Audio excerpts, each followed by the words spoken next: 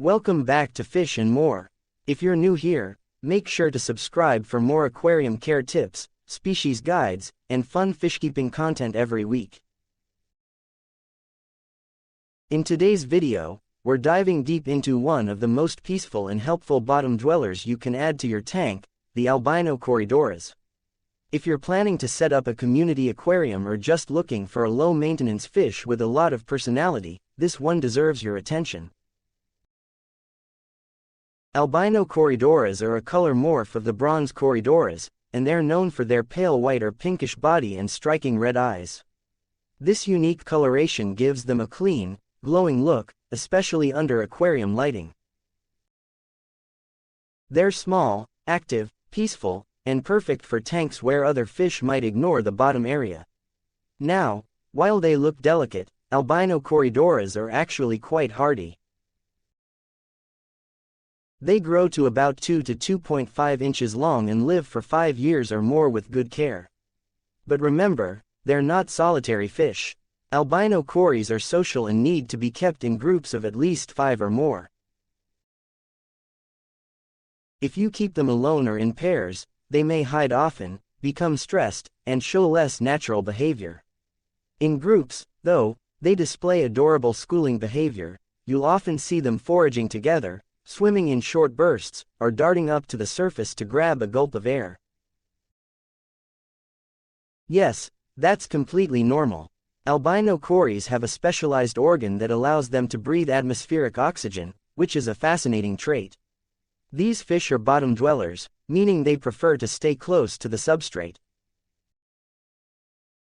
But that also means you need to be careful with your choice of substrate.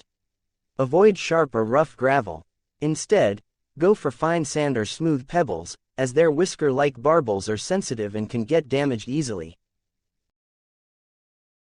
If the substrate is too rough, they may even stop eating properly. As for tank size, while many people try to keep them in nano tanks, Albino Corys really need at least a 15-gallon tank, especially if you want a healthy group. The more space they have to roam, the more active and natural their behavior becomes. When it comes to water conditions, Albino Corys are pretty adaptable. They thrive in water temperatures between 22 to 26 degrees Celsius, with a pH range of 6.5 to 7.5.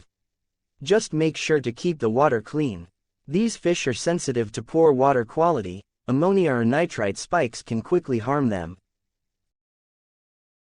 Weekly partial water changes and light vacuuming of the substrate are enough to keep things balanced. Feeding Albino Corydoras is easy. They're not picky eaters, but you do need to make sure food reaches the bottom where they feed. They enjoy sinking pellets, algae wafers, and the occasional treat of blanched vegetables, frozen bloodworms, or brine shrimp.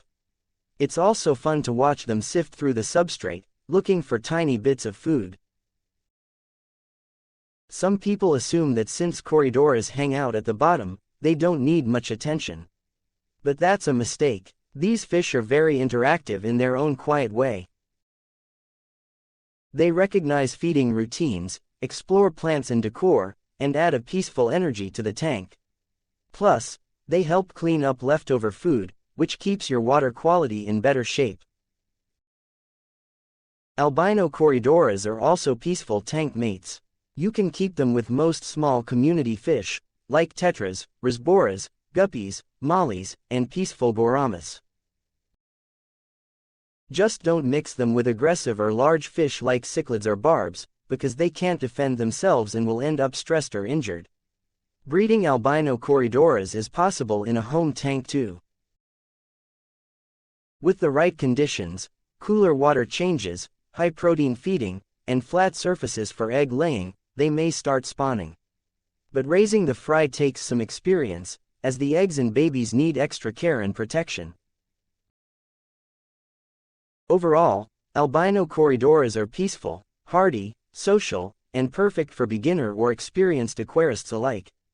If you want a calm and helpful bottom dweller that brings life to the lower level of your tank, these little fish are a top choice. So, are you already keeping Albino Corydoras? or planning to get a group soon? Let me know your experience in the comments. And don't forget to like this video, share it, and subscribe to Fish and More for more helpful fishkeeping guides every week. Thanks for watching. See you in the next one.